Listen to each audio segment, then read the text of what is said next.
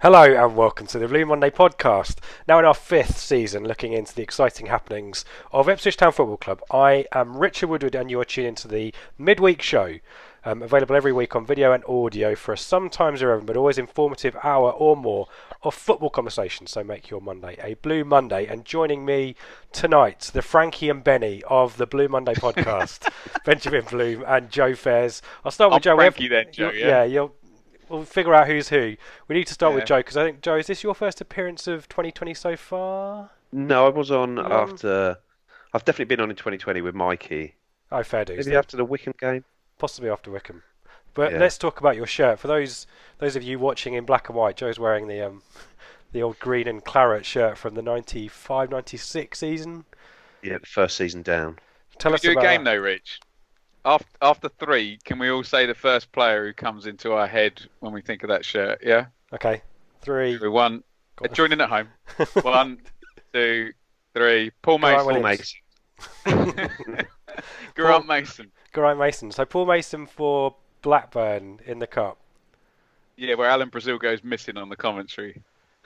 Last time I wore this, I was in Tesco Cop Dock, and some guy came up to me and I had my headphones on and made me take my headphones off to tell him it was a great shirt and it reminds me of Geraint Williams from the halfway line. How did you feel?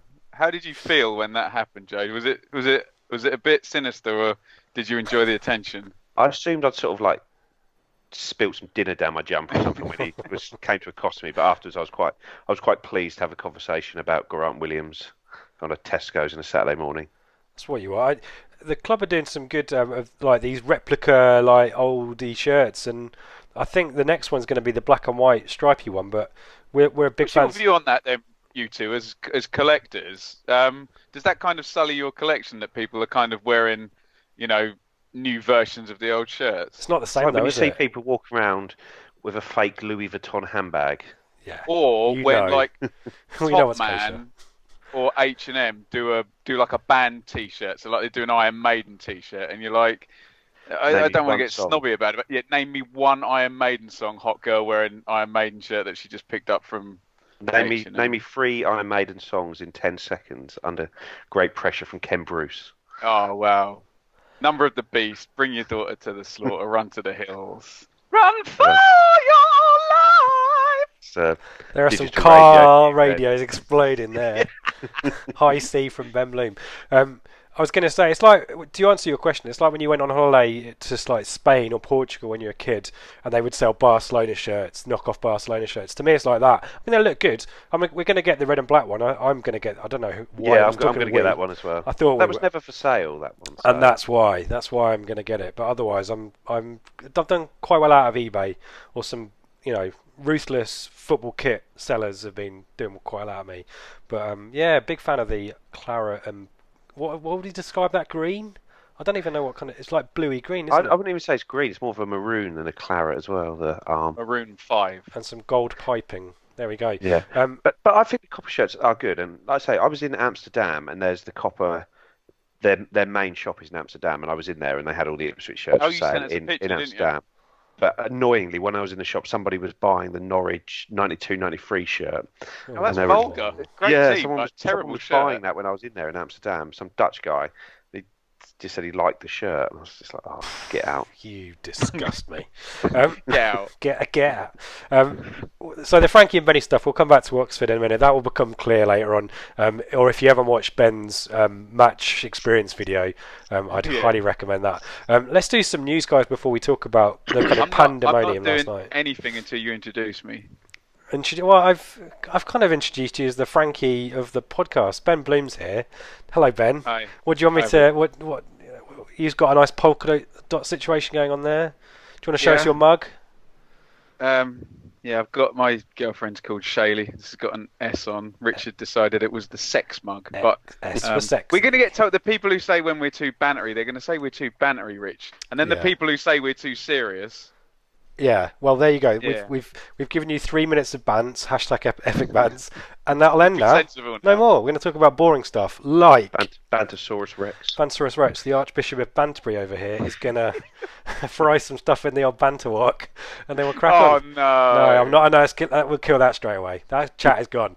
Josh Earl. Someone help me out here. Josh Earl signs from Preston on loan to the end of the season. Apparently, we managed to beat Rotherham and Chicago Fire for his signature.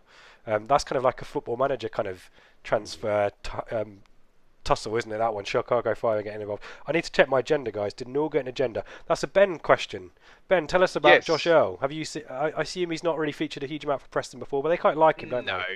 No, he hasn't. So Preston bought Bauer in, who was the Charlton captain who scored the winner in the playoff final, and they've got Ben Davis, who's going to be the next one that gets sold for a load of money out of there. So they've got those two guys at centre half. And Rich, your big gripe about us never planning transfer windows ahead. They've got Jordan Story as well, who they took, who's like a project for down the road, and they've got Huntington's back up there. So even at fullback as well, I know like Darnell Fisher's always suspended, but he hasn't even. There's Rafferty there. I think Andrew Hughes is the club captain. Tom Clark's there, and they had an injury crisis as well. They ended up playing Alan Brown, the number 10 at right back. So look, Earl is nowhere near the Preston team, which is a pretty decent team. It will probably regress to around, I think they're around 9th or 10th anyway. Probably where I don't see them finishing in the playoffs. But so yeah, nowhere near that team from our point of view. You've sent Toto away.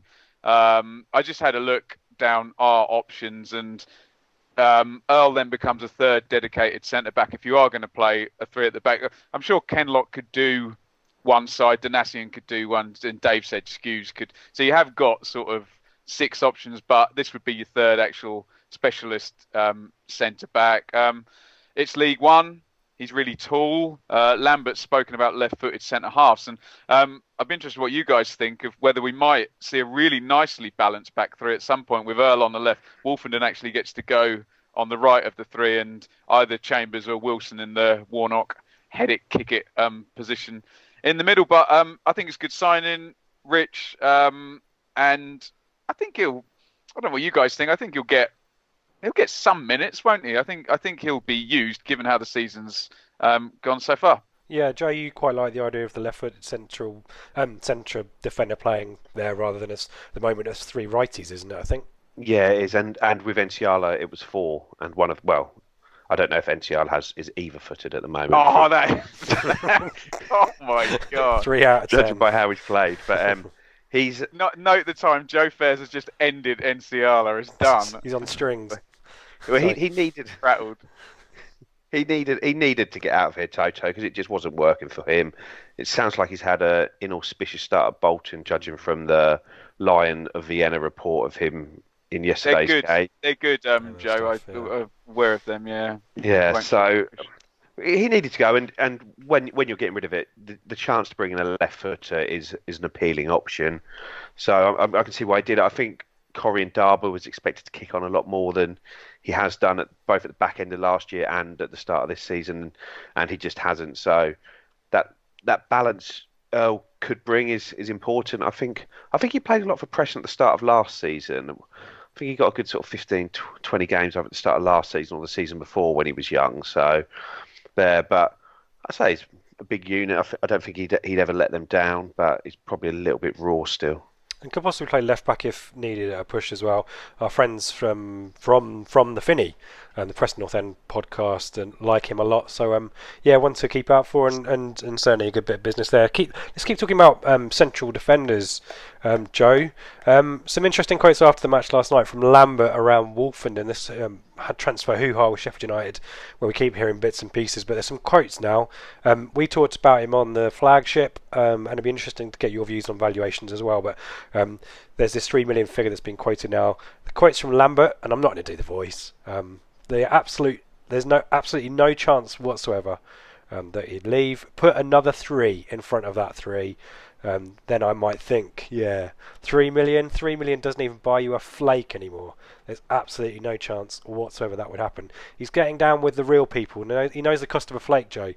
What's your valuation of Wolfenden? And presumably, you're not as, whatever the fee, you're not an advocate for selling him this window.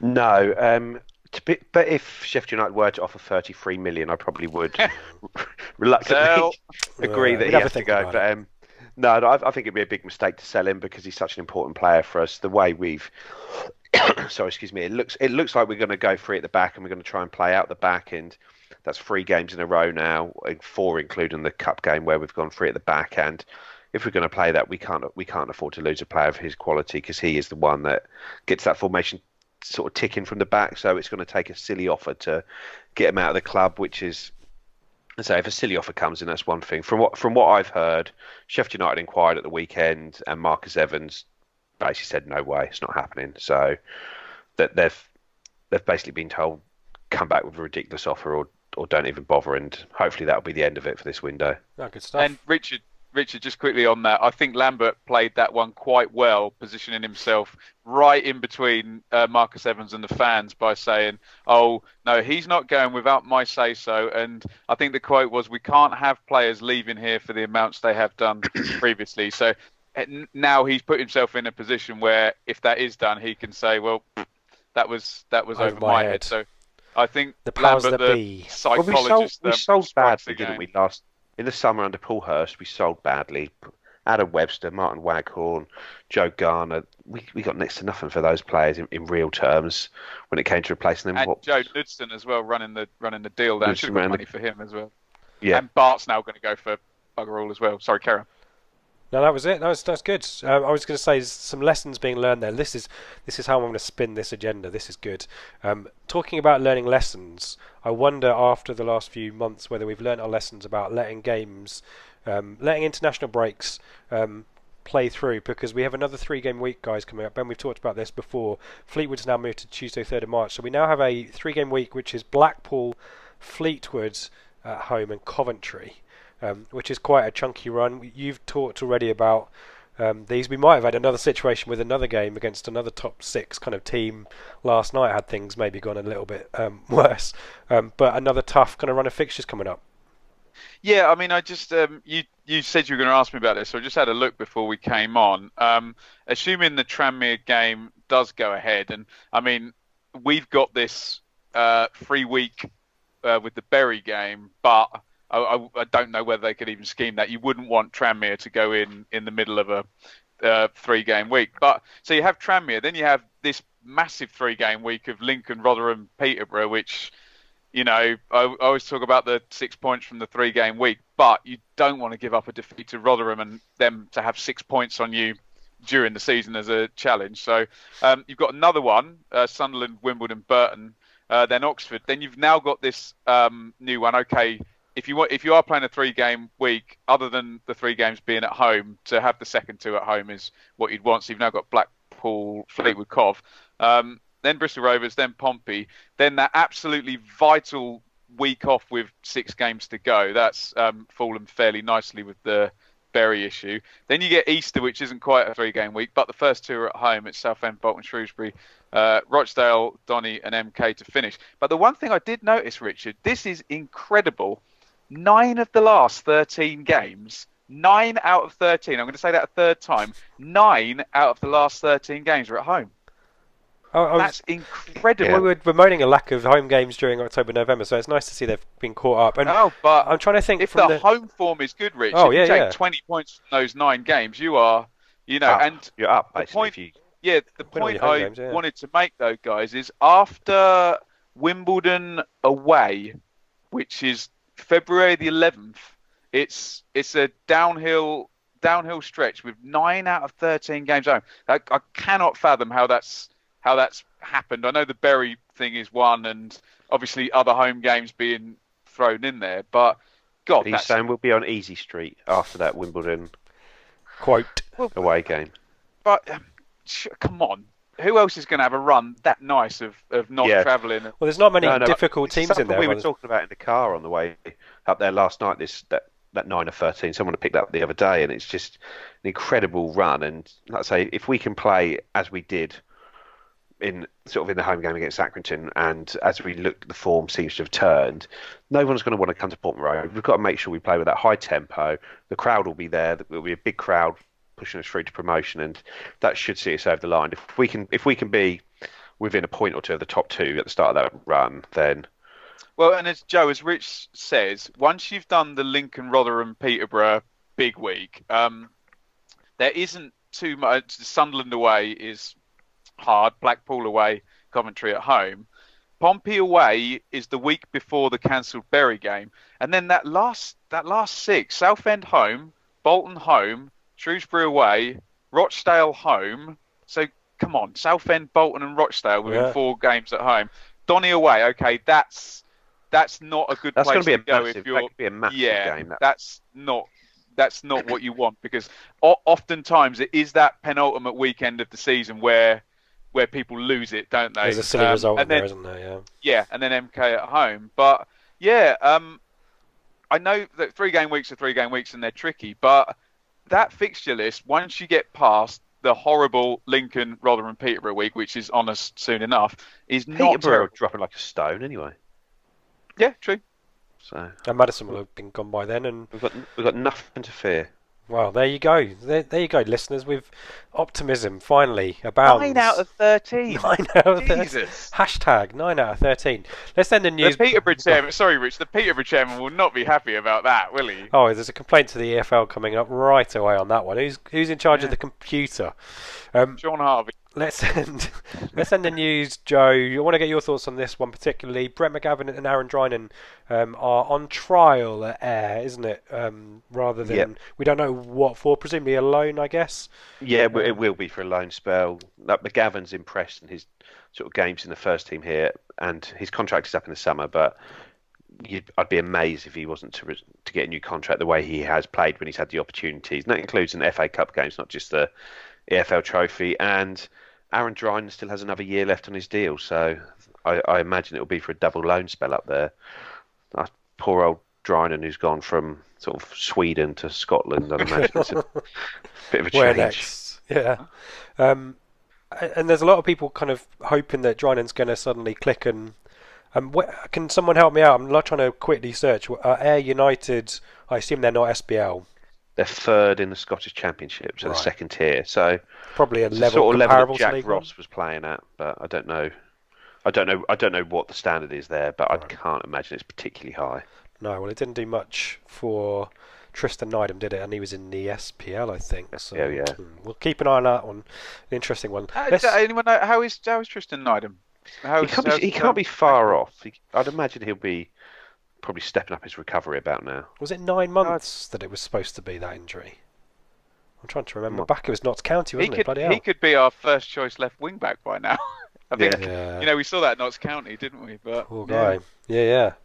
Let's bring things right up to date then. There's quite a lot of context that's needed for this Oxford game. If you haven't been following Twitter, if you haven't been on the internet in the last 48 hours, the weather last night in Oxford was horrendous, and it was pretty dreadful everywhere, frankly, on the west side of the country. We are 2/3 this game into a 3-game week, so we have probably the toughest of the fixtures. Tranmere we'll come back to later on, but this is a rearranged game. This is a tricky one, and the conditions, guys, we all drove, didn't we? Because we hate the climate and we want to piss off Greta Thunberg. So but it was pretty calm, and then suddenly just before kick-off it went balmy, didn't it? I mean, Joe, we would have seen people walking into the stadium absolutely drenched, soaking wet. Yeah, well, I'd got there a bit early and gone to Jay's Sports Bar for a quick shandy before the game, and then came downstairs, got myself sausage and chips, and I was standing outside the ground eating it, and it was fine. Sort of, obviously, it was spitting, but not bad. So I just stood outside the ground eating it. I was bumped into Steve, who I think is a listener who we see, and I came in, and I was sort of, you and another guy from school came in, and I was chatting to you, and by the time, sort of within 2 minutes of our conversation started, everyone piled down from the sort of from the terrace, and everyone piled into the ground and were absolutely dripping wet. So it must have just started sort of out of nothing, because, like I say, I was standing there not worrying about it, and then, like I say, we went up to the seats, and the conditions were awful. And it doesn't help, obviously, not having a west stand when we're a country where the wind comes in from the west. Yes. And it was just. You could obviously see what was going on, but it was like it showed up in photos where normally you take a photo on your phone to try and show how much it's raining and you can't even notice it, and it was just dreadful. And one of my friends sent me a picture from the iFollow coverage, and the bit sort of where the issue was where the players had lined up. But you couldn't really see it from the away end, but the pitch looks so bad there. Yeah, it looked like an absolute bog. I was overlooking that bit. I was going to say you had a better vantage point, possibly. Yeah. And Ben, I was going to ask you, so we had some fun and games in Frankie and Benny's, which basically every man and his dog decided to send on, and eventually got served. Shout out to Luke, who got a 5-star TripAdvisor review for making my own special table. So more on that on Ben's match review, if you want to go and watch that.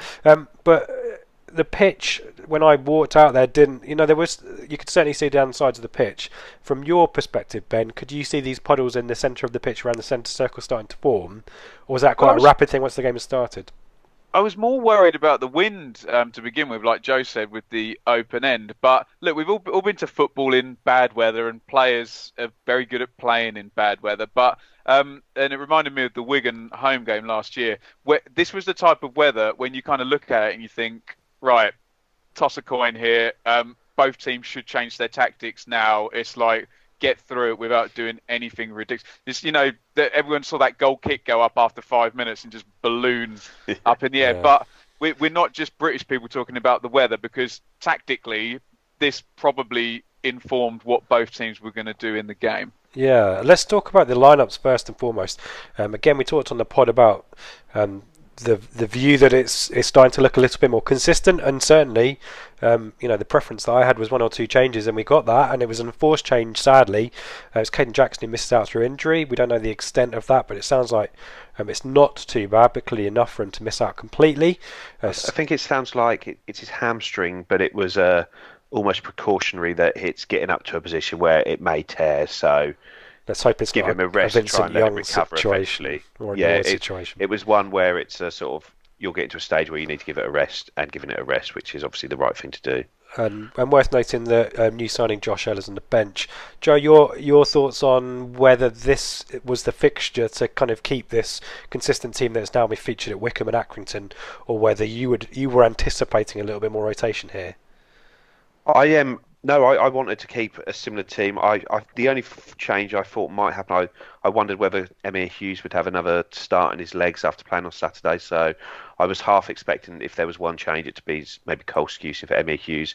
I was delighted that it wasn't, because I thought Hughes is starting to become a big player for us. But no, as far as I'm concerned, I want to see this 11 for the end of the season. Obviously, you got Vincent Young to come back in for Edwards. You got maybe Earl to come in for potentially Wilson, and then Bishop might get the odd game ahead of Judge. Sears, Jackson, Keane, Norwood, play the hot hand out of those ones who's scoring goals, give them games, and just I want to see 8 of that team playing every week, and sort of maybe 2 or 3 there, but that spine has got to stay strong. Ben, were you happy? Yeah, Joe's nailed it.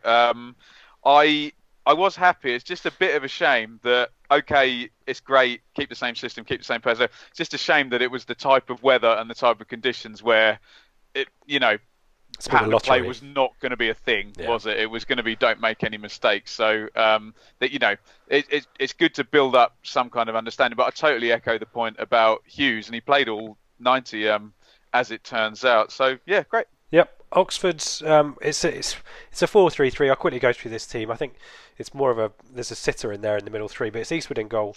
Ruffles, Morcino, Dickey and Long. There's a joke in there somewhere that I think our friend Darryl has already identified. Gorin is the deeper of the City midfielders there, with Baptiste and new loan signing Marcus Brown in midfield. Up the top, we've got Tariq. I'll do all of his names: Tariq Kamal, Malaki, Akwesi, Fosu Henry, or Tariq Fosu if you want. Matty Taylor and Nathan Hon make up that front 3. And on the bench, worth naming Jamie Mackey. You can still find him; he's still there. Still finding a career though as a substitute now. Guys, I'm going to do my best to kind of make sense of this. We'll kind of talk through the interruptions we had. We'll talk through the major chances. We won't dwell on this too much. Give me your thought. Let's to Ben's point. Let's mention this point that the first half the wind is in our favour. We are kicking with the wind behind us, but it's an early start for Oxford with the best chance. Marcus Brown. This is really close actually. He picks the ball up on kind of unopposed in midfield, runs through, gets to the edge of the area, and curls a shot wide. This was close. I don't know, Joe. Did you have a good look at this? I think Norris. I'm not sure Norris has got this covered. I think he's quite fortunate this goes just wide. Yeah, well, it hits the sort of stanchion, doesn't it? So it's close enough to the post from the angle that it's able to whip round the post and hit the stanchion. So that wasn't far wide, but looking at it from literally on the 6-yard line of the 6-yard box, I couldn't give a very good view of it. And their end of the quality in the first half. Yeah, after 6 minutes. Ben, there was some lovely Will Keane bring yeah, down well, layoffs, there's the couple of judge chances. I just want to get your thoughts on Marcus Brown at this point. I thought he was quite decent for them. He gets involved quite a lot. Ben, have you seen anything in your championship stuff, or is he? No, not really. No. But as you were going through the team, and this is something that Joe's rightly complained about all year. Within 5 minutes of watching Oxford, I knew what their pattern of play was and what the game plan was. The fullbacks through to the deep line playmaker. You got 2 runners, 2 quick wide players, like you said, 4-3-3 in attack, 4-1-4-1. It looked well drilled and it looked like it would win games. And I think Brown, as a loan signing, I'm sure Liam Kelly must not be fit because I don't know why they would get that deal done and not put him because he's been on the bench. I assume he'll get minutes as well. But yeah, look out for Oxford. Yep. These 2 judge chances then quickly on these. Wilson, I think it is, punts a long free kick, definitely wind assisted here, all the way to Keane. Joe's mentioned this, chests it down nicely to Judge, who himself kind of chests it down, and it's a dipping volley which is just wide. The away end kind of like that, but the away end is kind of looking directly behind that ball, and it's always going wide. And then I think it's a minute later, long throw kick flicked on by Keane, ball bounces around again. A lot of this kind of loose play, ball bouncing around, lots of head tennis. Norwood gets in there and tries to make things happen. Calmly lays the ball into Judge. You kind of similar to the Accrington goal, kind of dribbles the ball away from goal and then hits it back. Wolfenden, I think, it's the first instance we've seen Wolfenden. I use the word galloping. I'll use it again on the galloping forward. I think it is who actually probably was better placed maybe to take a shot. That was Garber as well. Was so it he Garber? really was better. He really was better placed to hit that. I didn't know I couldn't check on the video whether that was Garber against his old team. I should have mentioned before, but we've had Ipswich growing into the match, probably the better team. But the puddles are forming in the middle of the pitch. We have a pause. The referee does an assessment here, and this is the kind of spell of about 20 minutes of total confusion where, to be honest guys, at this point the wind, as Ben's mentioned, is swirling like an absolute beast. The rain is absolutely horrendous, and to me, I don't know whether Joe you agreed with this, I thought this was going to be called off. I was pretty certain. I was thinking it did look like it was going that way. It's just when they were speaking to the managers and the captains, I was hoping that it was something along the lines of, look, this game is either going to finish now or it's not going to be abandoned, because what I don't think would have been fair would have been for one team to go 1-0 up, then all of a sudden the other team is just getting in the ref's ear, deliberately trying to get the game stopped. I was hoping, maybe naively, that he was just trying to get an agreement of effectively finish it now or this is going the distance. Yeah, and we had a 1 minute pause. We resume, and then 5 minutes later another pause.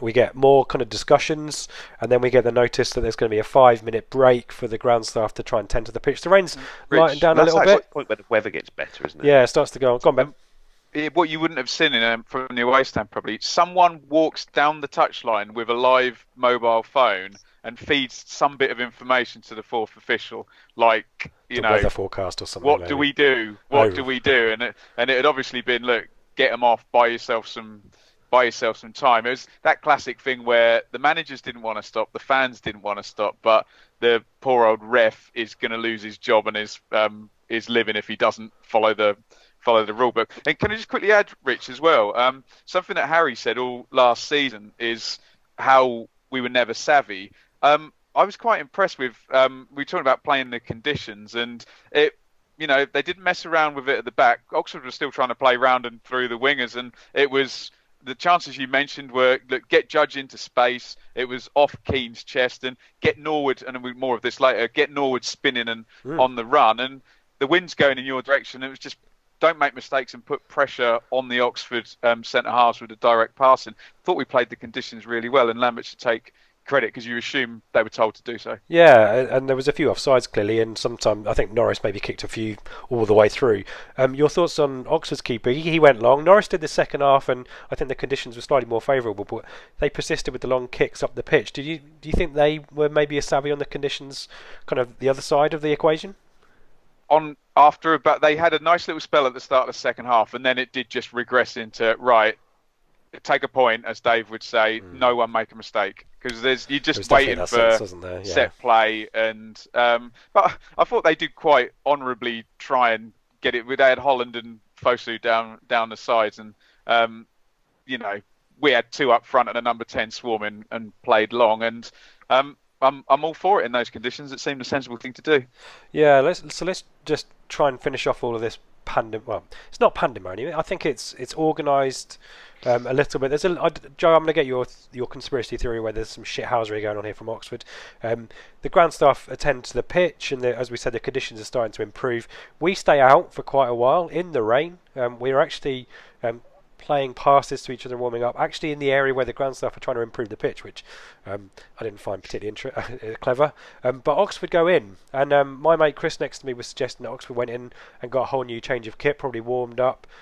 But also the conspiracy theory point, do you think that was maybe a slight message to the referee that we're done here, we're quite happily not come back out, or am I reading too much into it? I did think that the fact they went back into the dressing room did sort of strike me as they wanted the game to be finished as opposed to carry on, where us staying out there gave a very, very clear message that we want this game to continue. Yeah. Theirs was maybe a more ambiguous message, but ours was clear as day.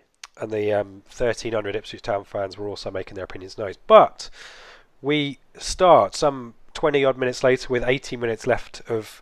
I think it's 80 minutes of injury time, isn't it, that we get? So the timing's all screwed. What was that all about? It was only 80 held up, wasn't it? Not an 18, I thought. No, it was an 18. It was 100% an 18. They froze the scoreboard, so everyone's aware that there's 27 minutes gone, and then they put up 18 minutes stoppage time, presumably some ridiculous football bylaw about shooting someone with an arrow from a bridge in Coventry or whatever. No, from the start of the game, it's got to go round and round, and we've got to hold up 99 minutes if the delay's that long. Someone could have scored in like the 62nd minute, and it'd still been in the first half. Yeah. Oh, exactly. Yeah. 45 plus that, and it would have gone down as that. It's a good point, actually, Joe. Well, 54 minutes, guys. This is the major talking point. There's not a huge amount in the second half that I've got.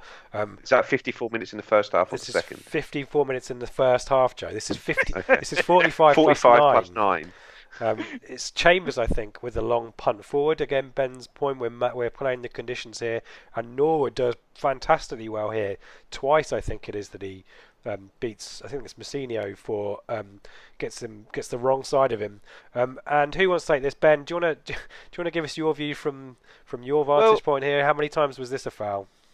And by who? Norwood have been trying this kind of unsettling type of run, and we know the type of player he is. He's very confrontational.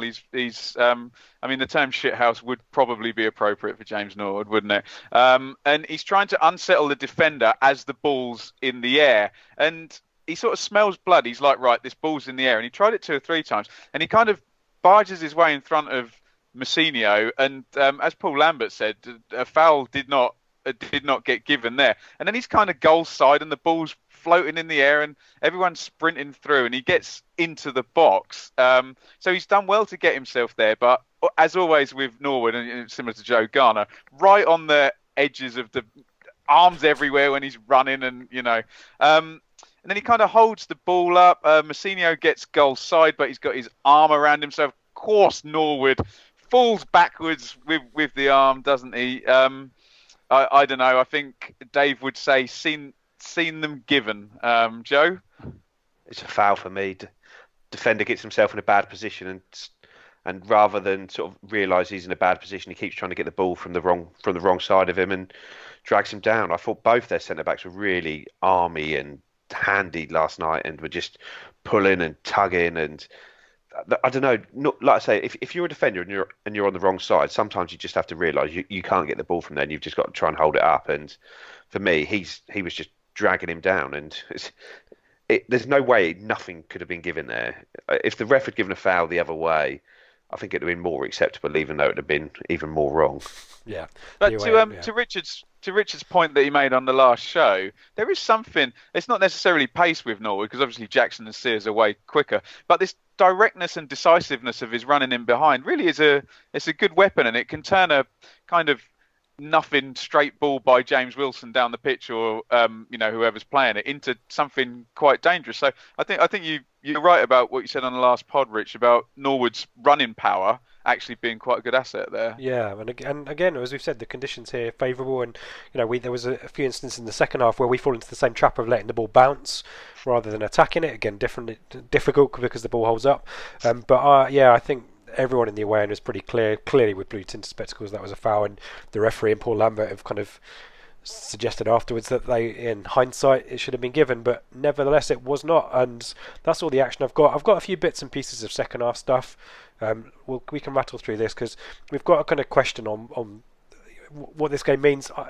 Just quickly before we just finish off the action stuff, Ben, does this match mean anything? Get the conditions to me just make this a total non-event, and the fact that it plays out 0-0, as you said, I don't know whether Joe would agree with this as well. It seemed to get to a point 70 minutes, like a pre-season friendly or something, where we're happy with 0-0. Let's not, if it ends in a draw, that seems fair and reasonable in the conditions. What was your take? Do we kind of write this fixture off? Do we learn anything?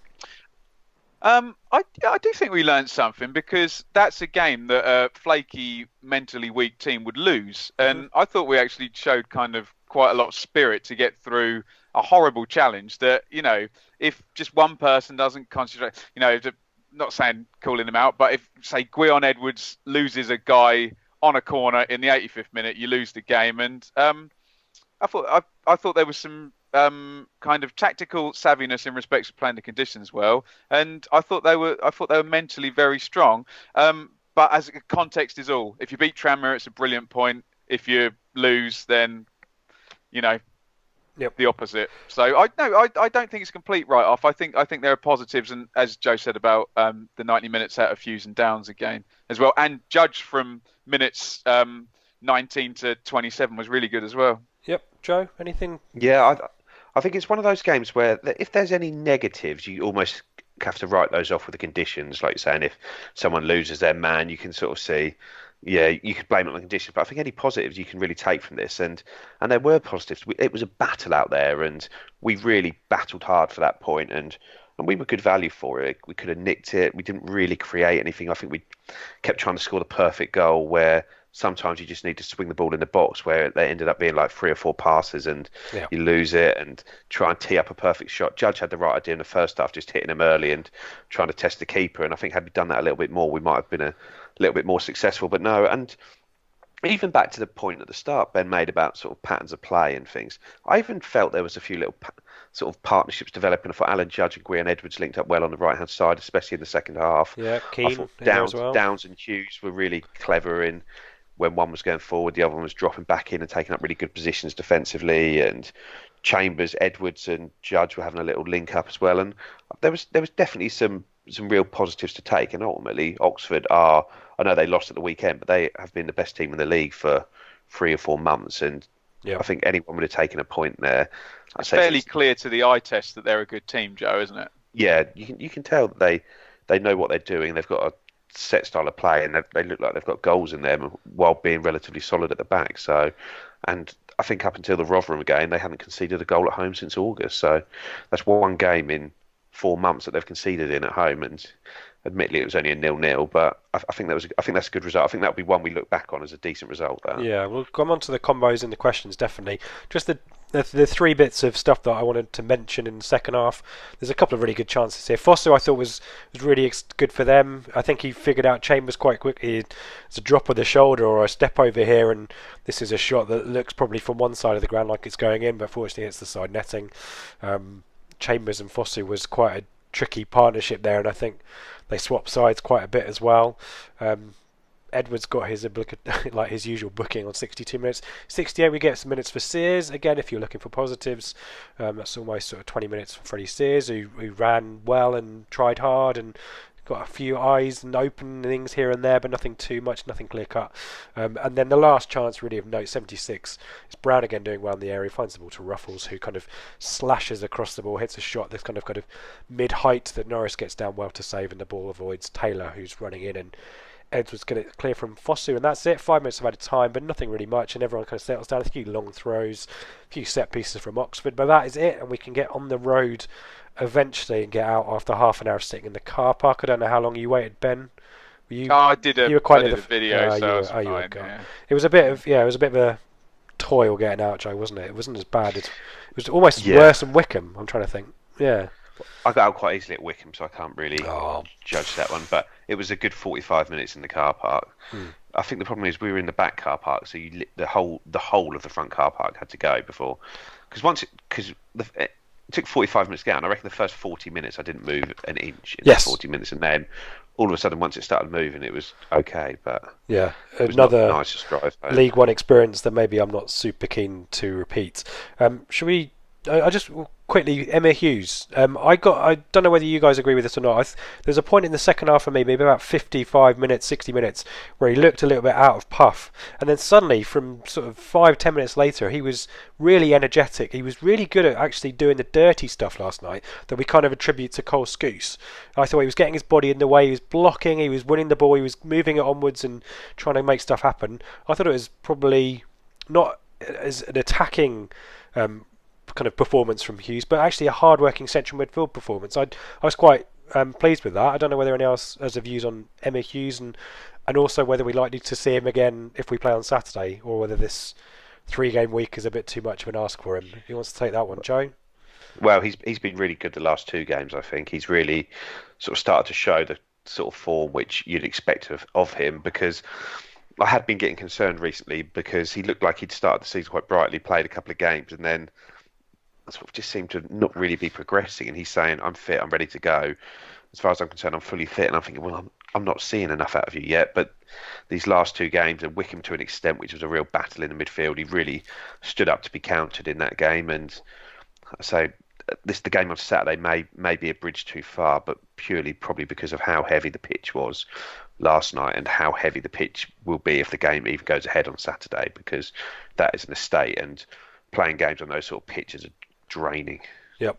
Ben, any comment on Hughes? Yeah, there wasn't. It was a hard game, and you stole my thunder a bit, Rich. It was a hard game for a centre midfielder, that one, because rightly we went direct and didn't mess about. So you're doing a lot of defending, and as you said, contrary to everything we've said, Cole Scouse probably would have been the perfect player to just sweep up and that. And I think Hughes and Keane, I don't know if it's just because they're kind of bigger build guys, both gave away a lot of fouls in those conditions. I think just with it being all just sticky and horrible and, you know, and just grubby in there, it was difficult. There wasn't a lot. Even Downs didn't manage to look good, and he normally kind of shines in most games, doesn't he? So not much for it was a proper Darren Prattley type game, wasn't it? Well, the area of the pitch that they were playing in was the worst part of it as well, wasn't it? Exactly. Yeah. Let's do some questions. There's some interesting stuff here as well, as you'd expect. Obviously, clearly last night has inspired a few people, including FBL Tractor, who says, I'm not sure this is a question that he's looking for an answer for. Do you think Ipswich will reign this season, or will it be a washout? Let's hope we storm it. There you go. I'm just sharing that with you. I'm going to merge 2 questions together. To the banter? We are. This is the sanctioned 10 seconds of banter. Over with. Back to expert analysis. Super Franz and Mullet have kind of got a similar question here. I'm going to ask this together. Super Franz had an interesting night. I think he cycled, which I think he regrets now, and also had issues with losing his phone as well. So you have our sympathy, Super Franz. A proper understanding developing between Judge and Hughes. Hughes getting back to his best. A first 11 forming. These past 2 to 3 games we've been the best we've looked all season, in his opinion. And Mullet says the access of Hughes and Judge and Keane looked quite promising conditions that didn't lend themselves to football. With time and the understanding of others, could we see something resembling technical football as requested by Evans? Joe, we've started kind of scratching this a little bit, but do you want to talk to us a little bit more about this kind of these covalent bonds or covalent trios, if such a thing exists? Well, they're all good players. Alan Judge, Will Keane, and Emir Hughes should be three of the better players in the whole league if they're playing to their potential, and they're all good technical players. They're all good footballers, and if those three play with each other, you'd expect them to look good if they can get consistent minutes with each other, and that's hopefully that will start to happen. I think Hughes, Judge, and Downs as a midfield three is unbelievable at this level. Ben, the introduction of Hughes and Keane, and Sears to a lesser extent as well, something that we've been talking about. Certainly, Dave's talked about Sears quite a lot, and Keane actually. These are players of a slightly higher calibre, perhaps, than who have been playing for us since the start of the season. Is that fair? Is that also another factor in these improving performances that we're starting to see? Yeah, perhaps. I mean, if you look at Norwood and Jackson have come from one direction, and people like Judge and Keane have come from another one. You'd never know where the ceiling is for either. But yeah, there's no reason. If you're saying Hughes for Skuse, and you're talking about Norwood and Keane, Norwood and Jackson. Sorry, I'd agree with that as well. But Hughes versus Skuse is a debate we talked about on the flagship, isn't it? To me, that Hughes elevates us, doesn't he? I'm going to repeat what I've repeated all year. If your intent in your pattern of play is to play good football, you don't need Maradona, Messi, and Pele. If Chris Basham is now a famous marauding footballer, because of the intent of his team and things built around, there's absolutely no reason why we can't. Although I'll be the first one on here complaining when we knock it around and get done 1-0 in the last minute in one of these 9 home games in the last 13. But yeah, long term, some of those things and those combinations look really good. We've alluded, Joe, to what this match represents. There's some contrasting views, as you suspect, on Twitter on what last night means. A lot of people perhaps reading too much into the fact we went direct, but I think we're all in agreement that we played the conditions. Scott Morse asks, could getting a point at a good Oxford United team be a catalyst to revive our season? I would suggest continue the revival of the season. Would you agree with that? Well, I think you can see the difference in the last 3 games since. Like I said, there was this talk about after the Lincoln game that there was a big chat between the players and the management in the dressing room, and since that game, I don't think it's any coincidence that we've played 3 at the back, which it seems the players like, that we've stuck to the same formation, that we've effectively stuck to the same team, that from the sounds of things in training we've been working on shape in the week. I think these are things that were missing previously, and I think that's the catalyst. That Lincoln defeat and what happened in the changing room afterwards seems to be the catalyst for this run. Ben, Tim Pashley's kind of got a little angle on this kind of revival as well, which I'll ask in kind of a devil's advocate mode, which we like to do. The kind of green shoots of recovery and kind of corners being turned he talks about, or are we playing teams at the kind of right time? Are teams performing badly? We talked about Accrington, Wickham on a bad run, Oxford mitigating circumstances last night. Have we been a little fortunate? Maybe, but cliche ahoy, everyone's got to play everyone, and it will, you can't control these things. You come against the team on a bad run or without their star striker or what have you. The more alarming thing, I suppose, now Burton are in the top 6. We have beaten a top 6 team, but we need, in these remaining games, we need to beat somebody, and we've still got Rotherham, we've still got Coventry at home, we've got Oxford at home, we've got Burton at home, we've got Pompey at home, we've got Peterborough at home. They're all in the top 10. You can get down as Fleetwood. We've got to beat some of those teams now, haven't we? Yeah, on that point, Tom Turnbull asks, disappointing not to have broken the top 6 duck, but considering conditions, happy not to lose. Could we go without beating a top 6 team and realistically get automatic? Or I think a playoff place is probably, you don't think you're going to have to be anything special this season to probably finish in the League One playoffs. But automatic, you're going to have to beat some of these top 6 teams eventually, aren't you? We're going to run out of points otherwise. Not necessarily. I mean, if you're absolutely staggering and you Cristiano Ronaldo all the lower teams and just batter all of them, then you could do it. What it doesn't bode well for is a playoff campaign, though, does it? If you're landing in that area without having beaten any of those teams. But and we spoke about this before, haven't we? I'm like a points per game mark. I always figure it out like that. But this one might just be a race, and given everyone's been crap for at least 6 weeks of this season. That's why this game against Rotherham coming up is, don't lose that game, because you're giving up 6 points against a direct rival. So everyone's having weird blips and weird runs of form. I think there might be an element of us relying on other people being crap as well. Dan Shelker asked what made you more angry, waiting for a table or not getting a penalty. I will respond with David Diamond's a bit of both. Joe, Arthur Pickthorne. I'm just going to interrupt there, Joe. I promise I'll give you the next question. Go on, I'll take a drink, Ben. Go on. Richard lost his shit last night, Joe. So we're in Frankie and Benny's, right? And I get a table. I get there first, and they said you can have a table for 30 minutes, and I'm like, fine. I need to eat something. It's the only thing here, so I start eating. And I see a guy I used to go to football with ages ago, and I'm like, can I join your table? So I said to the girl, I'll pay up. I'll join your table. So I joined his table, and he said, oh, one of our mates has booked for 6:30. And I'm like, oh, one of mine did as well. Is it Rich? Yeah, it's Rich. Oh, okay. So apparently they took Richard's booking, and Rich wasn't very happy about this, right? And at about 6:20, with Richard just about to arrive, they say, well, you're going to need to go, guys. We've got bookings. And I'm like, no, this is the booking, and they wouldn't have it. So we were kind of shuffled out. So we took Richard's booking. And oh man, he had a face like absolute thunder. He was. Did he send some gifts round? No, there were some calls that were cancelled, Joe. I don't know. They were trying to sort out. Can I in terms of right reply, and I'm hosting tonight, so I get to have a bit of a rebuttal. I was actually annoyed with Frankie and Benny's because, Joe, I'm a man who likes a plan. I like organisation and I like logistics to work. And terrible Italian. Crap. Well, best of a bad bunch. There's no woks in Frankie and Benny. There's all microwaves. Possibly could have gone to the Hollywood Bowl and maybe got some chicken in a basket. I was annoyed that the guys hadn't stood their ground and kept the table in the face of kind of provocation from Frankie Money to kick them out. So they showed a lack of bottle. Lack of bottle, Joe. And then I had to sort out another booking to get myself a seat so I could have something to eat, because not all of us could get there early. Some of us have mobs. Anyway, Joe, can you imagine it? You know they have the little reception bit. He's just stood right next to the reception, just a complete arse on. Just stood there, I was not happy.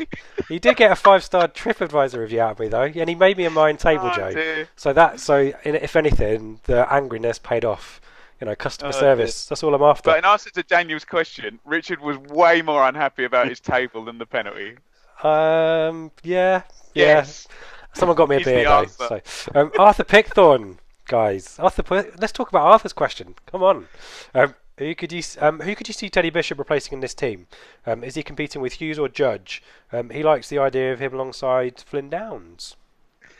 I think it's probably Judge, but when we had our good season in 2014-15, he played in a midfield 2 alongside Cole Scouse, so he can do that. But I think if he were to do that, Downs would have to take a really, really responsible role in that midfield, and there would be asking a lot of him to really curtail any attacking instincts he has, and it would also take away from his game. So I think it's Bishop or Judge effectively for that role, supporting the strikers and getting in and around it, breaking lines from that position. Does he need to learn the 10 position? We talked about this on the Saturday, in the flagship. It'd be good to get your view on it now. He played there a lot as a kid, so I wouldn't say he needs to learn it. But he just plays it differently. Judge likes to get on the ball and pass it, where Bishop likes to get on the ball and drive past people and try and slip people in. So he would probably play it a little bit deeper, so it would become more of a 3 in the middle rather than a sort of a 2 with a 1 in front of it. But I don't know. He'll have his moments, I'm sure. Middlesbrough have been playing with a 3 at the back, 2 number 10s and 1 striker.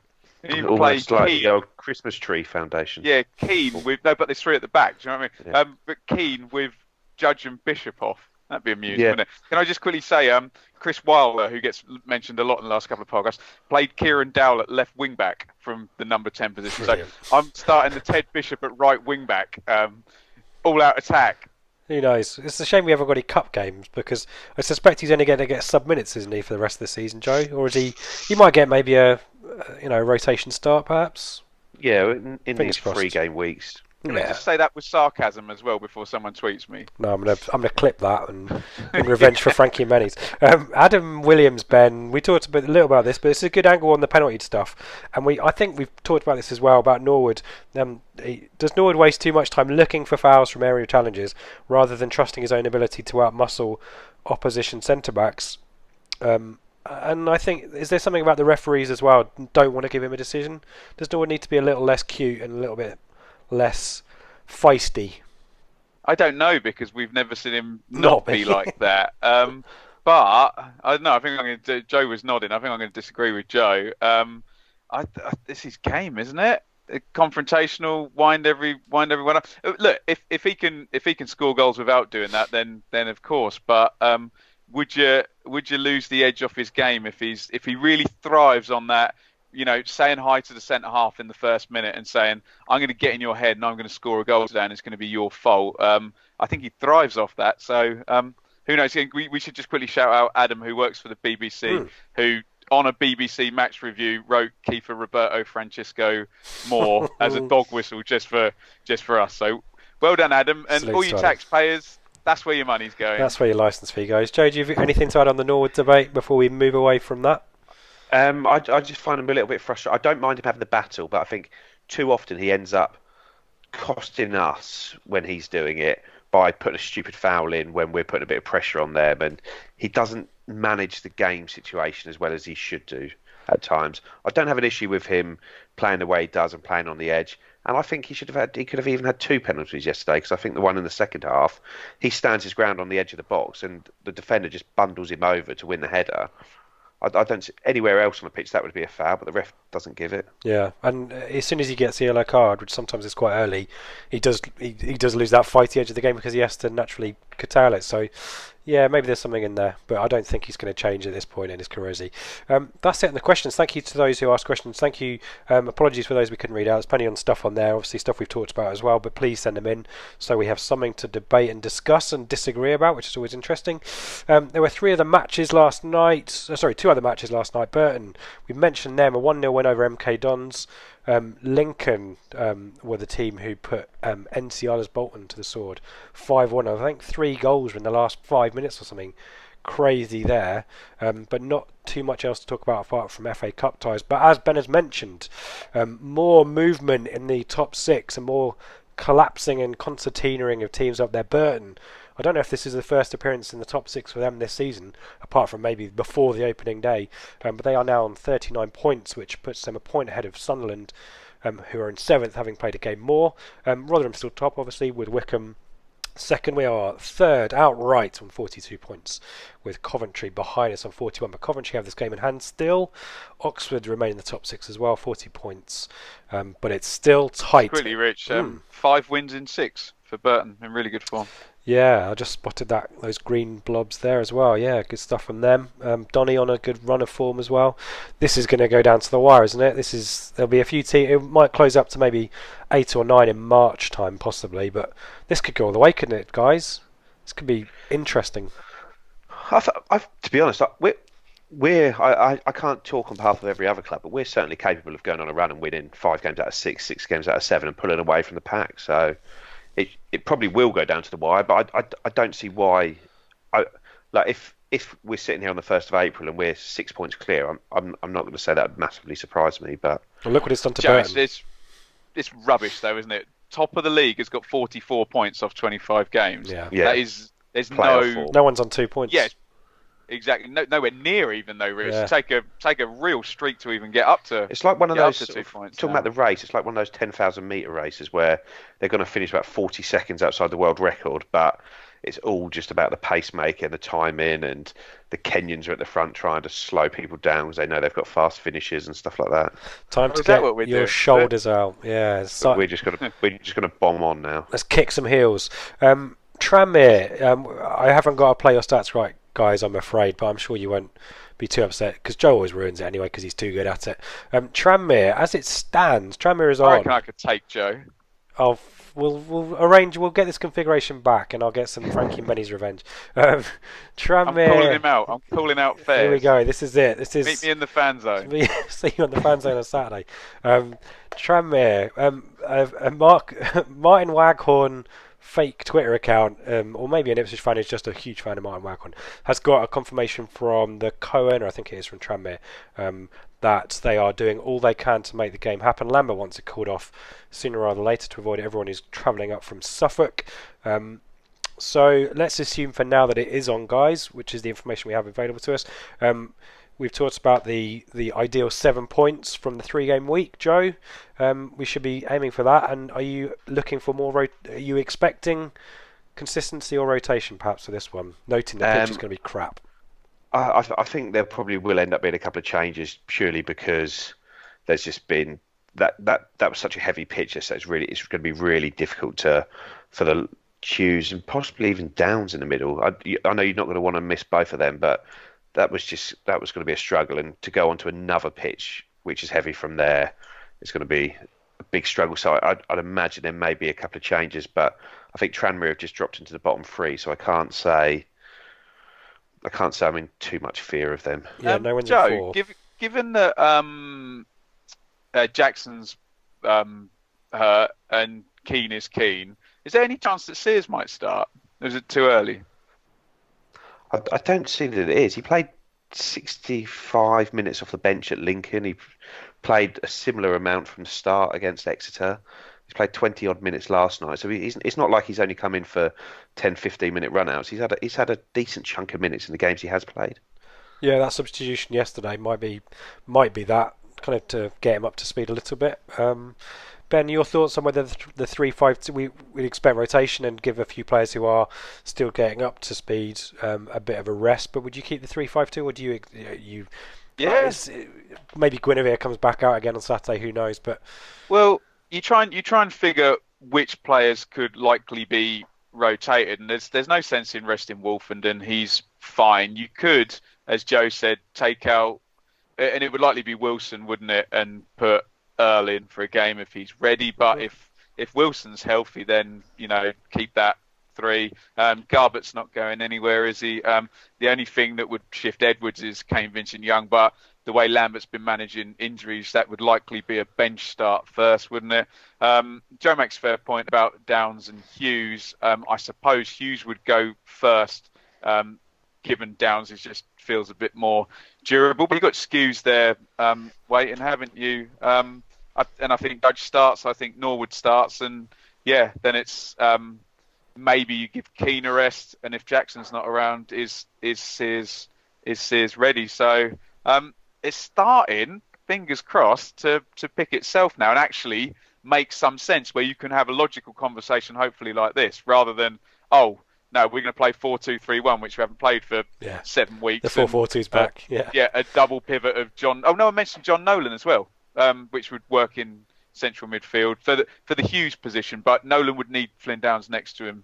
Well, everyone needs Flynn Downs next to him in centre midfield, don't they? Yeah, I guess the big debate for this one is whether Norwood scores or whether he gets sent off, or both. Both. That'll be interesting, won't it? But Nolan wasn't even on the bench yesterday, was he? So he can't be back this year. He was there, wasn't he? He was trotting up and down. He was only 18. Oh, was he? I didn't give you the bench, did I? Shall I give you... No, he wasn't on the bench. Bishop, Scouse, Dazelle, Nolan, there you go. Yeah. He was there on the bench. I definitely remember seeing him, yeah. No. So we'll keep you posted on the Twitter whether anything happens, because I guess there's 2 configurations of the flagship on Sunday. If we do Tranmere, then that'll be nice and easy. Otherwise, we'll figure something else out. We'll do a mailbag show or something. A mailbag. We haven't done one of those for a while, so we'll figure that out and we'll keep you posted. But keep your eyes peeled in terms of news and all that kind of stuff. What's going on in the Tranmere game? I'm trying to think of how we get on usually when we play on crap pitches. The 2 that spring to mind are Birmingham in the League Cup semi-final, where they kind of bullied us off the pitch, which had been dug up, and I'm not sure whether they deliberately dug it up or whether there was something that had happened previous weeks. Well, they were almost talking about how they'd allow their cows to graze on it because they didn't want to give us a good pitch to play on. So I don't think they were trying to get the pitch good, put it that way. And the other one, the famous one, is obviously the Norwich 2-1, with the other Thorn own goal, which the pitch assisted. So we've got. Am I missing any obvious ones? The Man City abandonment in the League Cup obviously doesn't really count, but yeah, who knows? Who knows? Maybe another lottery. That's it, guys. Anything else? I've got a quick play your stats right that I've got then organised at the end of this call. So organised. Oh, for the end or for now?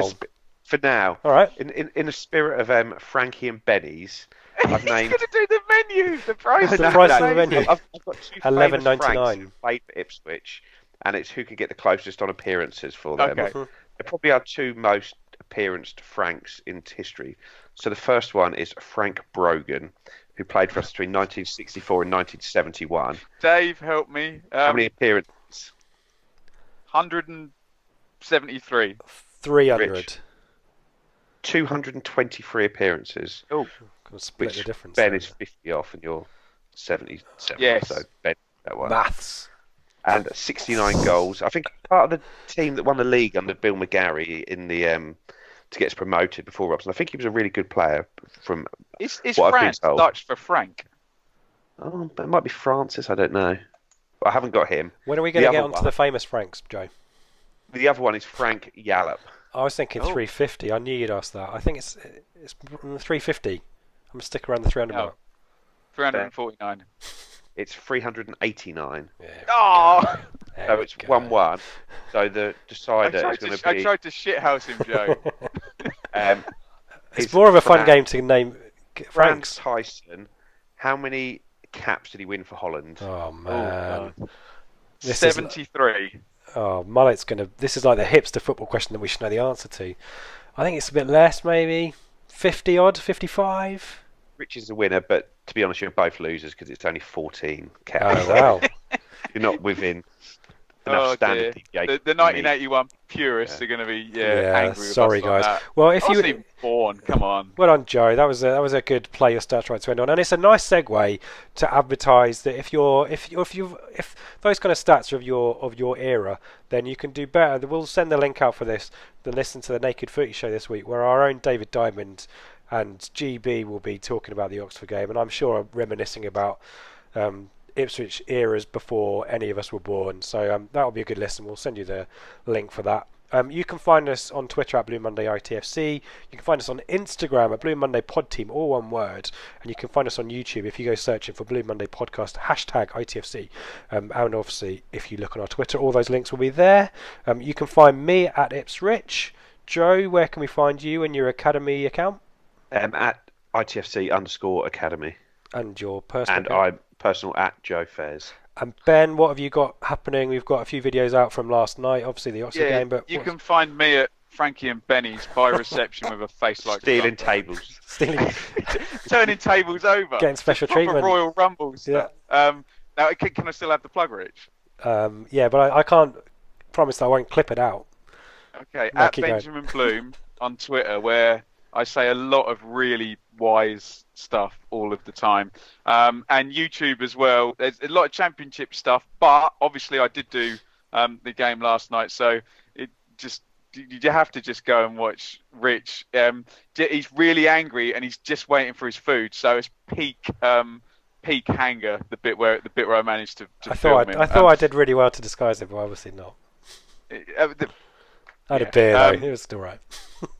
So over there on YouTube, and just obviously all the Blue Monday stuff, and just a reminder, we swapped the YouTube channels over. So update. There are people who just do the video thing, who like mail in saying, "Where's the podcast gone? We haven't done one for 3 weeks, but yeah, it's over." And just type Blue Monday podcast in, and the most recent one normally comes up in YouTube. Yeah, you can't miss us on there. Good stuff. So yeah, Tranmere We'll do a tweet at some point to confirm if Tranmere's not happening. We'll confirm what's going on. Ideally, it happens. I'm going up there. Seb's going up there. I don't know if Craig's going up there. Either of you guys. Neither of you doing Tranmere, are you? No. I'm doing QPR Leeds. Oh, nice. Special Bielsa special. Another Leeds defeat in the capital then. Oh yeah. And the Ben Bloom. Yeah, the Ben Bloom. The Benjamin Bloom curse. Yeah. Curse. Yeah, because I caused Berardi to get sent off and Casilla to fall over and Cooper to concede a penalty in the playoff semi-final. It was my fault. You're like the North Stand Post. We need to get a witch doctor or something. I don't know. There's some voodoo there. Guys, enjoyed that. Thank you very much for your time. Appreciate that. Joe, say goodbye. See you later. Ben, say goodbye. Goodbye. Goodbye from me.